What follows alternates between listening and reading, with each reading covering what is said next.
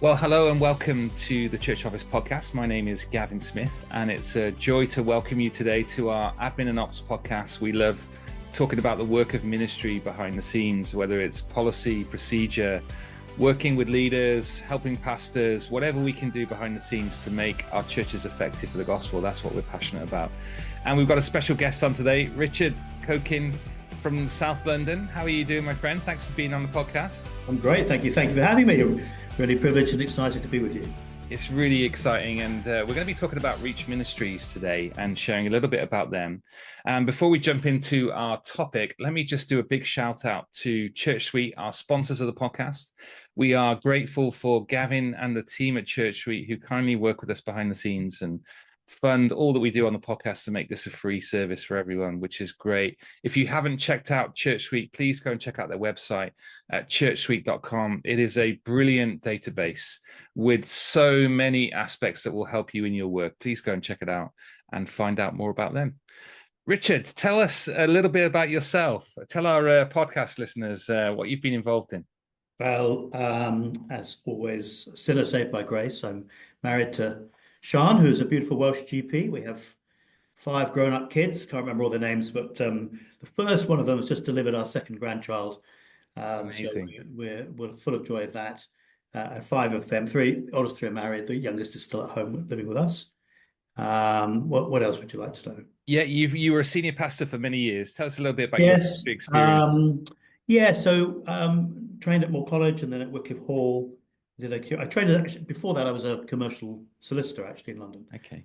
And then did a training job in Manchester, and then came down to a little church plant at Dundonald Church in Dundonald School on Dundonald Park, Dundonald Road. So Dundonald, that was back in 1995, and it was only a little church, and the church office actually was my garden shed. Okay.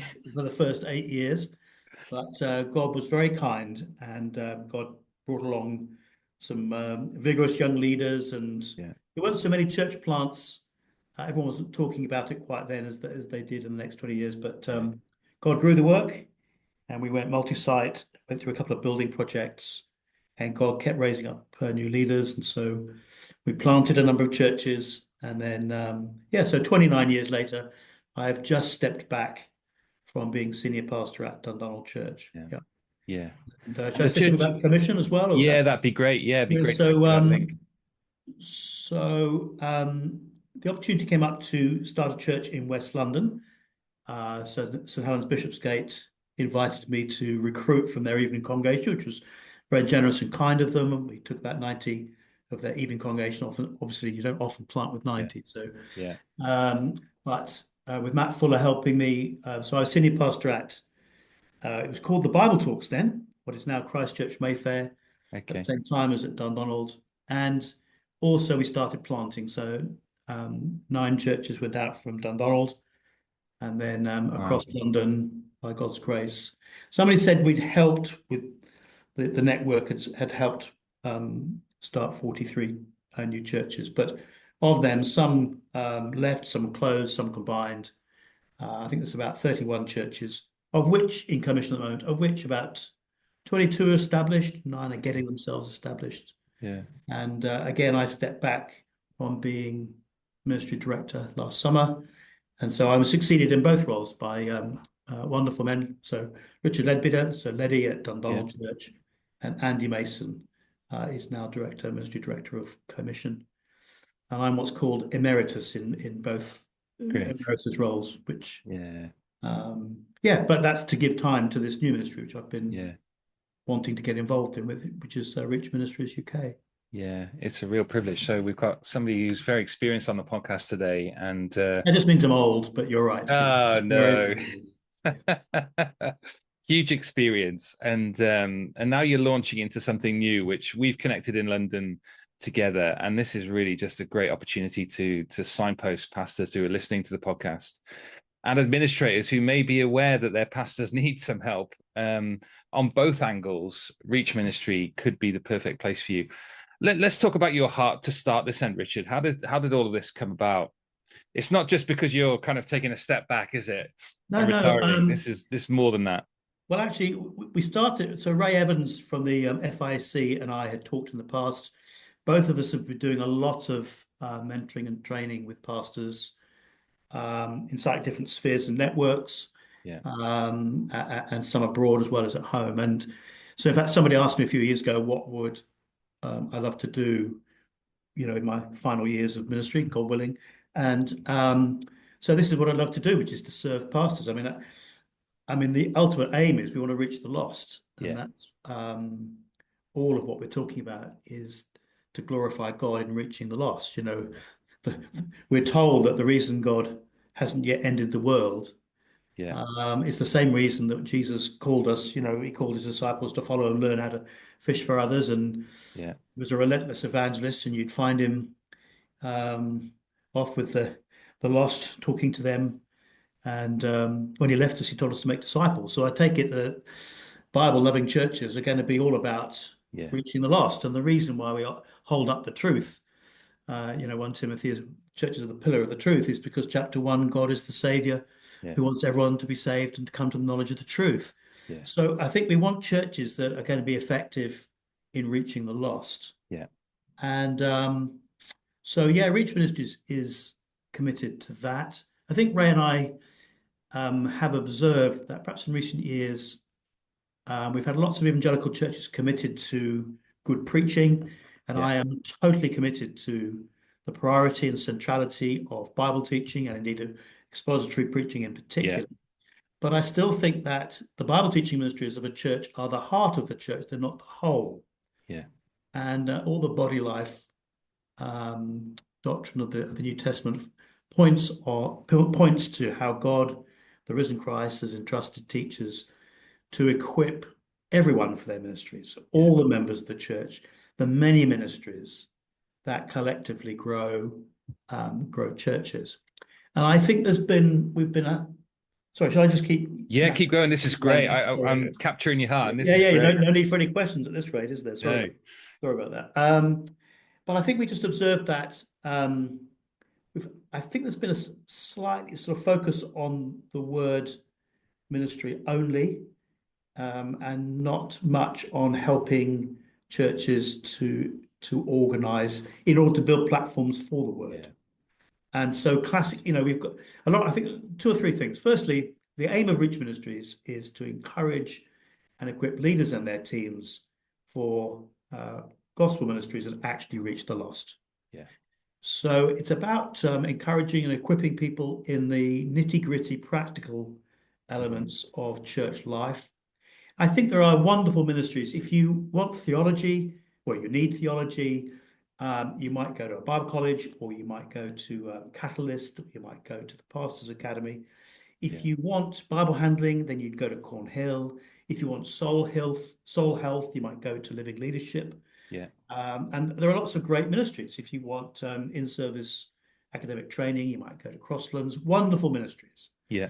But what about the practical business of trying to run a church, lead a church, grow a church? Yeah. And I think there's been a gap.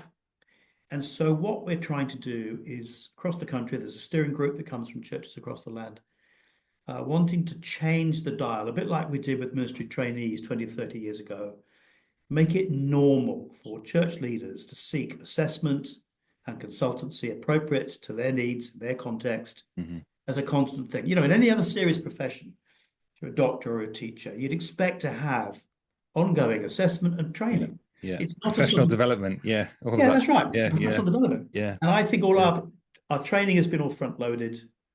People sort of only reach out for help if they feel they're in a crisis or want to admit they're in crisis. Yeah. I think lots of pastors feel very lonely and a bit stuck as to what to do. And the issues you're asking 10 or 20 years into ministry are different to what they were when you were at college. Yeah.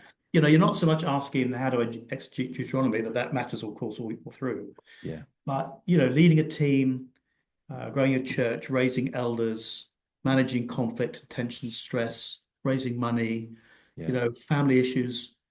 I don't mean so much the therapeutic side of things. I mean more just the practical. Yeah. Taking on a building project or something like that, isn't it? Yeah. Exactly. You've often got churches that are seeing growth by God's grace. Should they start a new congregation? Should they buy a new building? Should they church plant? Should they do all of those things? In what order? People have lots of questions, and Mm. I've made lots of mistakes and seen God do great things. And Yeah. like Ray, I just want to help pastors. A real heart for pastors. I think my experience with commission, with because there's a whole range of different churches across London, opened my eyes to different kinds of ministry, different kinds of contexts. Hmm. So it's not all about do it the way we did it, Yeah. but it is about, look, have you thought of trying this? No, I never thought of that. And Yeah. here's where you could get help. Yeah.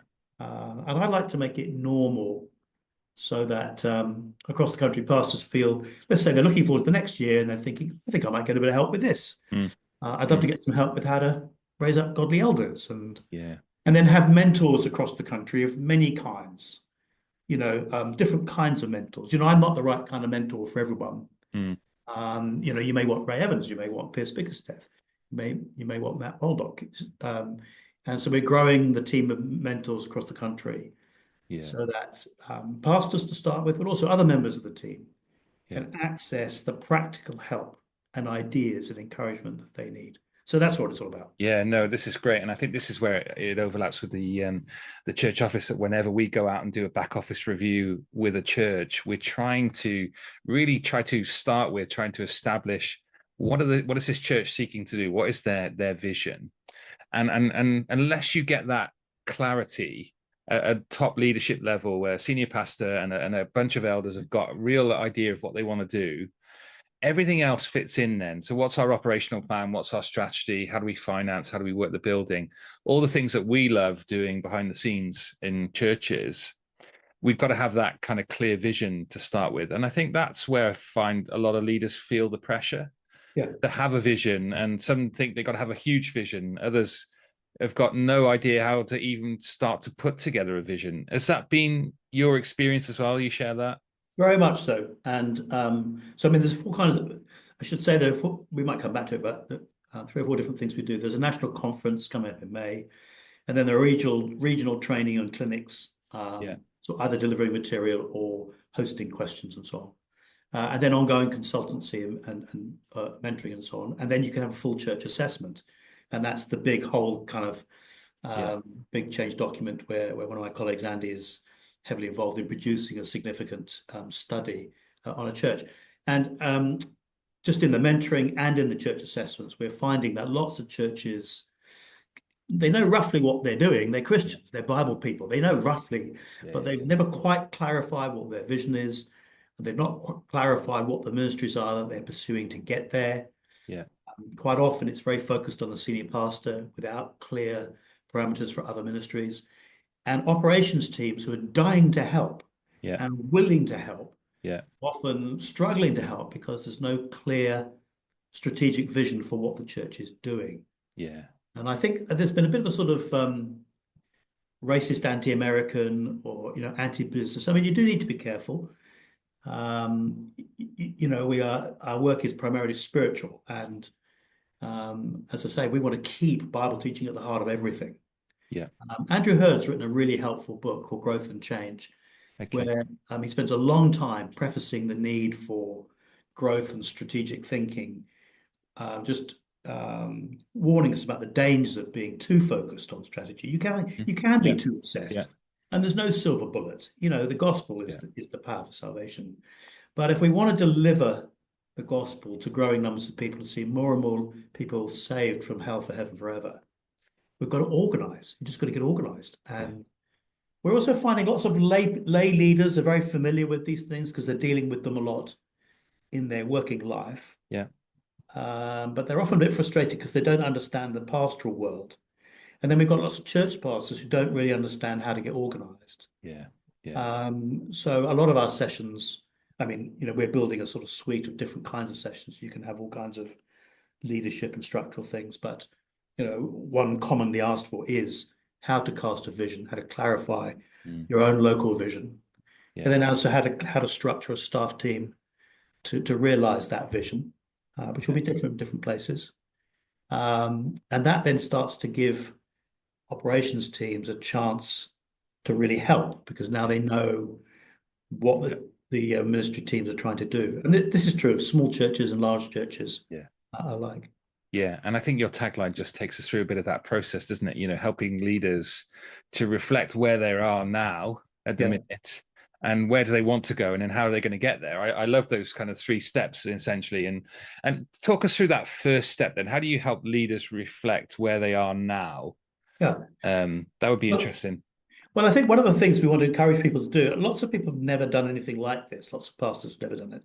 Mm, And they may have sort of, I don't know, strange kind of phobias about, but just having a conversation, having a first chat yeah, to talk about, tell me about what you think your needs are in situation. So quite often, if you book in for a first chat, our office will send some questions just to sort of clarify what kind of church you are, what kind of context you are. yeah, Just try and find the right mentor and person just to take the first chat. yeah, And so lots of facts will emerge from that. And so there's some questions we can ask, hmm some um, diagnostic work, and my yeah, colleague Andy oversees that. And then the first conversation will be very much exploring. mm, So look, talk to me. Tell us your story. Tell us what you think your situation is. What are the areas you think you need help with? yeah, yeah, Um, and we generally find that once people have the first conversation, they're surprised at how helpful it is and they want more. yeah, yeah, yeah, Um, yeah, and so there are a number of churches we've been helping, large and small around the country. I mean, it's a great joy, I can tell you. Whether it's a bigger church of several hundred yeah, or a tiny little church planted in a tough area, yeah, whether it's churches where you need help with elders and perhaps the leadership and the elders are missing each other a bit on vision, hmm or a countryside church. We're helping a whole range of different churches. yeah. And I love doing it because it's a way of loving pastors It and is. their teams. Yeah, It's interesting quite often once you get past the first couple of conversations with the senior pastor and they begin to understand the kind of help they can have. When they then sort of invite staff and elders or staff and ops into an online chat, I get the impression that staff and ops people love it hmm because it feels like everyone's getting clear on what they're trying to mm, do.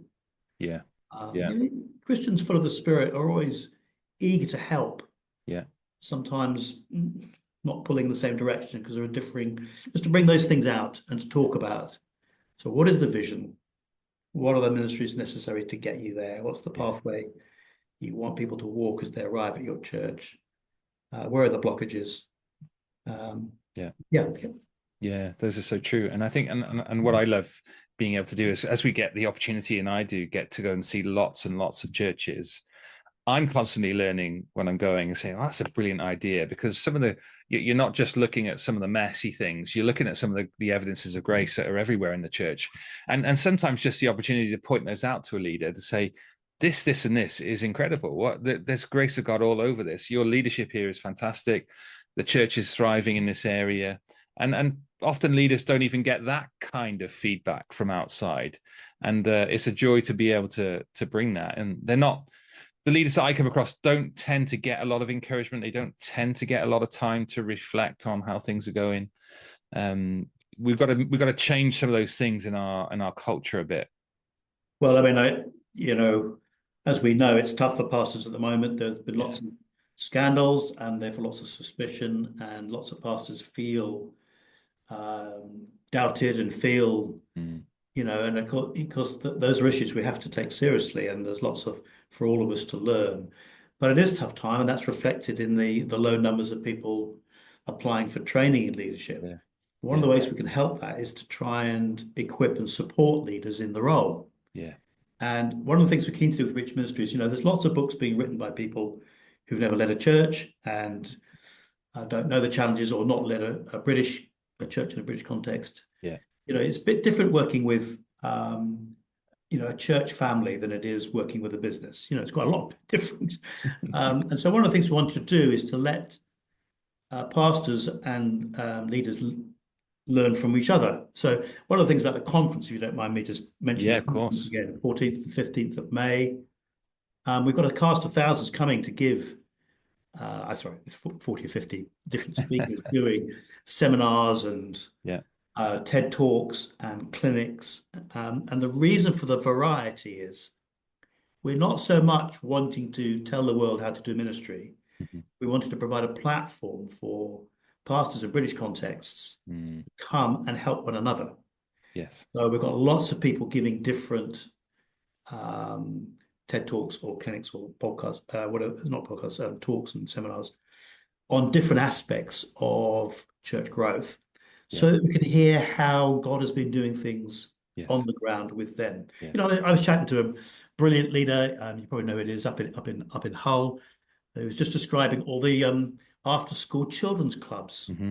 Hmm. that they do, and it's really exciting hearing the numbers of people and the range of these clubs, and they've got a very high turn up at church. I said, "How are you doing that? How are you getting people to come to church from these after school Bible Yeah. clubs?" He said, "Well, we don't make invitations. We actually just tell the kids that their Sunday is next Sunday, so they've got to Okay. bring their parents." And so the children will just tell mum and dad, sorry, Dad, you've got to come. Mum, you've got to Gotta, come. I gotta show up Because here. it's our week. And so we just learned to stop inviting and begging and pleading and just saying, no, it's Yeah. your Sunday, your parents need to Yeah. come. And I just thought that's so simple and so but it's born out of practical wisdom, isn't it? I Yes. think one of the things we're trying to explore is biblical wisdom, Yeah. and the wisdom of lots of pastors across the land who have been doing things they didn't realize were great and can help other people. Yes. Um, so yeah, it's very much about it's a church from pastors and British pastors and leaders for British pastors and Yeah. leaders, Yeah. so we can learn from one Yeah. another. That's great. So we'll put the conference details in the show notes, and the church office is going to be there for 2 days. I'm actually going to be there for 2 days, and yeah, we'll be around to chat to people if they want to talk about admin and ops and structuring things in your church. And Well, that's the reason. I mean, Gavin, we're very excited mm, about your ministry, and one of the reasons that you and I have got in touch is because churches do need the yeah, church office. I mean, there's lots of help, and we're actually trying just about to launch some HR triage. yes, So, just sort of first conversations on HR, and therefore we want to be sending people to good ministries. I yeah, think one of the things we want to foster is generosity towards lots of mm, ministries. We're not in competition. We need one another. I think absolutely, actually everyone's yeah, a bit tired of tribal bickering, and yeah, I think we need to sort of one of the things I appreciated about last year's pilot conference, and we hope again for this year is we want people to know about one another's ministries, mm, so that yeah, people can get the help they need, and actually collaborate and work together on those yeah, things. yeah, So I'm very excited absolutely. about what you're doing, and we will be wanting to steer people towards you whenever they need your help.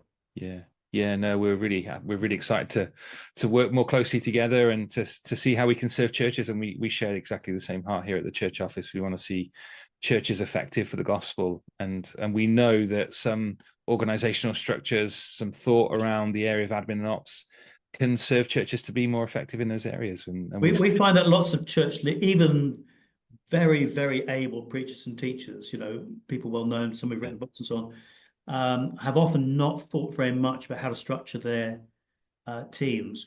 And quite often there are sort of like glass ceilings in growth.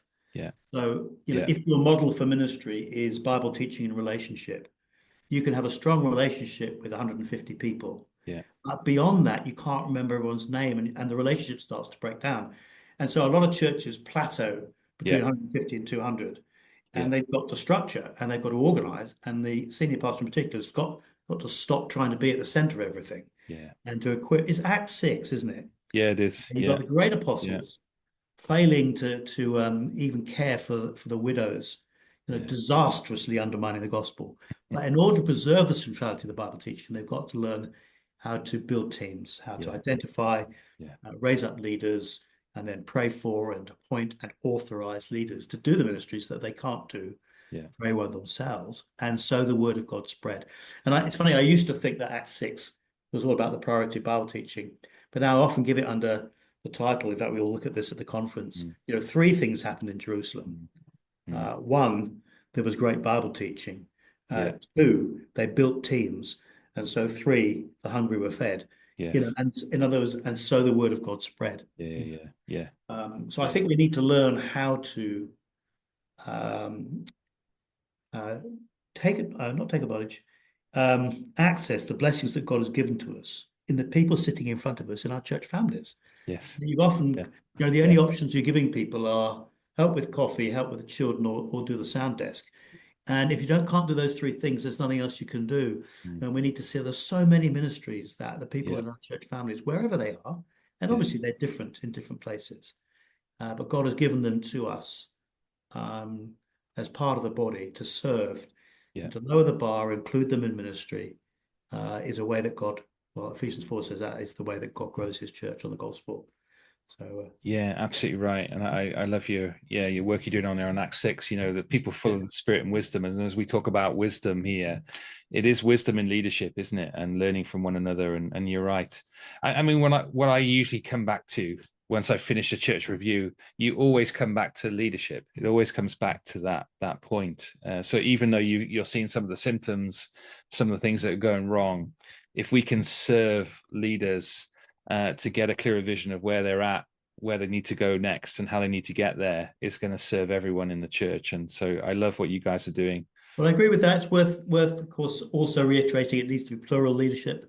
Yeah, None of us can do everything, and often recognizing other people's gifts and how they're different to your own and why you need them.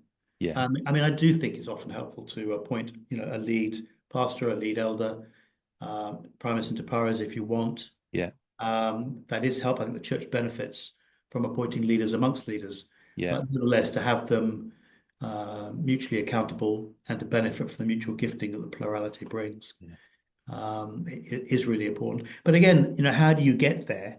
What do you do in a church where you don't have many obvious yeah, leaders yet? yeah, Being patient and investing in training and not trying to do all the ministry, but see yourself constantly as training others up to multiply ministries rather than simply yeah, do ministry. yeah, Um, yeah, so it's different in different yeah, places, but plural leadership, which is godly and effective. yeah, In other words, we want to talk about not just being faithful, but also fruitful, yeah, yeah, because faithful is normally fruitful. And if we're not seeing fruit, if we have hit a glass ceiling, if we're not seeing people born again regularly, it's worth asking, could I do anything differently? mm, The answer may be no, you're doing everything. But just in many, many situations, there are things that could be done better. yeah, And let's not be embarrassed about that. Let's seek some help, see if somebody else has got some good ideas. mm. So that's what we're trying to put together. Yeah. It's great. So please check out reachministries.uk, which is where you can find out a little bit more about all their information about their contacts, the conference, and the clinics, and all the things that you're doing.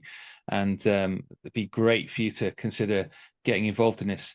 Richard, one last question. People asking for help from outside. I mean, I looked at a kind of a little graphic on your website that was saying, people who had engaged with a consultant and those who had engaged, and the majority was nobody. Leaders haven't engaged in some services typically. What's your thoughts on that, and what encouragements can we give to people listening to the podcast to change that? Yeah, I think nothing terrible will happen. The worst that could happen would be that it was, not particularly helpful, and you've had an hour conversation. And it's good to rethink why you don't need the help.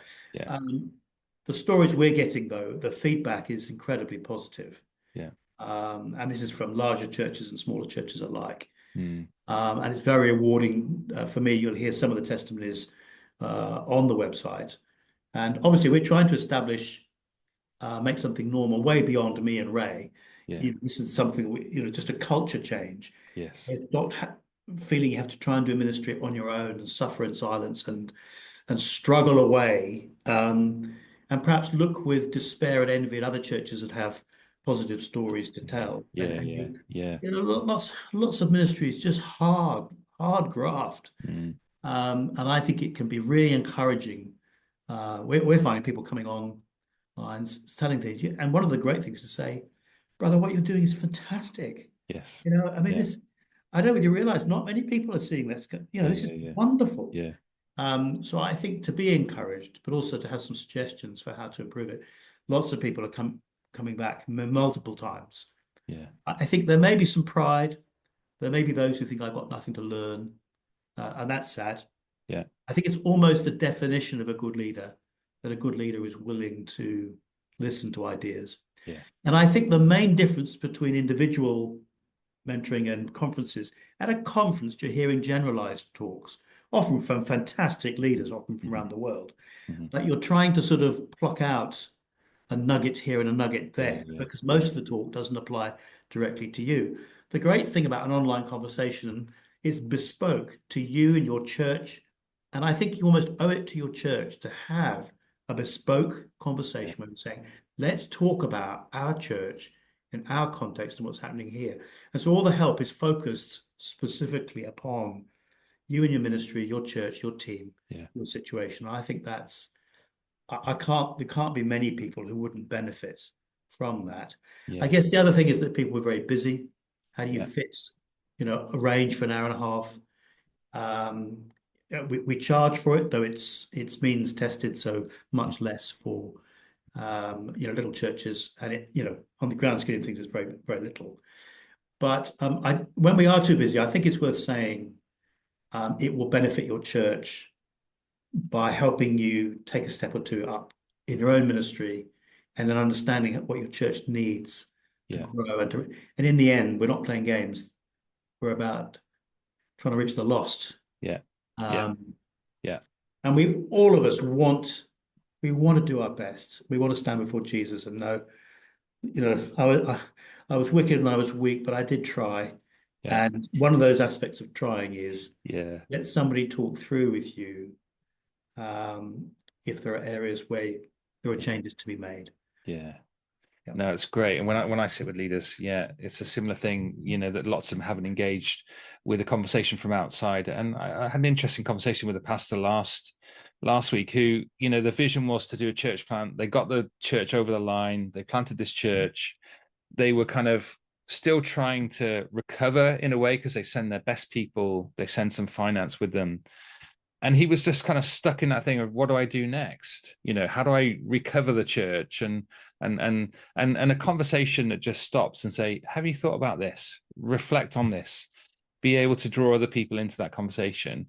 And so it isn't just setting a vision, but it's also, once you've reached a vision, once you've attained something, and God's worked through that ministry, where do you need to shift it next? What does it look like? Totally. And I think lots of And people worry that if they have a talk about vision, it'll be all about doing something bold and radical yeah, and they just feel at the moment the church isn't in that place. We don't mean that. In yeah, other words, often the wisdom is no, keep consolidating, keep doing what you're yeah, doing. yeah, And you can talk about something bold in 10 years' time. That doesn't mean that you're about to sort of lose half your church or do something crazy now. yeah, It's different. And I think, recovering from a church plant is a classic. I've been through it many stages, many times. And sometimes you just have to spend some years rebuilding, rebooting, yeah, yeah, um, clarifying a new yeah. growth dynamic. Um, so I think, You're right, and giving people permission just to take the pressure off themselves to come up with a new vision. To say, actually, you may just need a couple of years just to recover and repair well, and then that is your prepare. vision. And that is, That isn't is it? your It vision. is, yeah. That's what's You're important building to for you right growth. now. Yeah. So I Yeah, think people get frightened that they're yeah, going to have to do something really radical. yeah, When actually, in order to do something radical in the future, small changes now can get you the place yes, one day you could plant, yeah, um, or not, depending on yeah, what's working at reaching the lost. yeah, So for a lot of people, I think it is really organizing better in order to grow the church that you have, the yeah, one that you serve and the one that you love. It doesn't mean trying to turn your church into somebody else's church. It's one yeah. of the really crippling things is trying to do what they do elsewhere, Yes. but Just rather copy to into someone understand your else. own Yeah. church and what Yeah. God has given you to grow. What's he calling you to do in that local ministry? Absolutely right. And I Amen. think after COVID, I think church leaders were forced to go away and reevaluate and to rethink about these things. But 5 years down the road, how many people have stopped and have gone, okay, let's rethink this, let's evaluate where we're at. And so that, if there's a takeaway from today, then that might be one of the takeaways for you listening is, maybe just to pause and to stop and to draw in some help from outside, from Reach Ministries, and say, yeah, where are we at and what would we love to do? And these guys can assist you. Encouragement and ideas. Yeah. Who doesn't need encouragement and encouragement? Absolutely. Yeah. And the Yeah. 14th to the 15th of May, come along, have a Yeah. taste, meet other people, see what's happening. Yeah, that's great. And we'll put all the different aspects in the show notes just so people can connect and find out a little bit more. Richard, thank you so much for your time, mate. And Not at all. your Thank you, wisdom is Gavin. just flowing out on the podcast. And What you're doing, I think, is fantastic, and churches need the help of the church office everywhere. So thank you so much. it's great. And I'm looking forward to working more closely together to serve churches for the gospel. And that's what And we're Church about. Suite too. Church Suite, marvelous. You're a fan as well. I love. Yeah. Yeah, the guys at Church Street are a tremendous blessing, and that saved us so much time and money as well, and makes us more effective. So these things are great, and sometimes it's just knowing tools that are out there, knowing ministries that are out there. And if this is the first time that you're listening to this, then please do connect to Reach Ministries. If you're a treasurer or a trustee listening to the podcast today, and you have your leader comes to you and says, "I would love to organize for a consultant to come. Could you put some money aside in the budget?" Let your answer be absolutely yes to this. Would you make that possible where you can?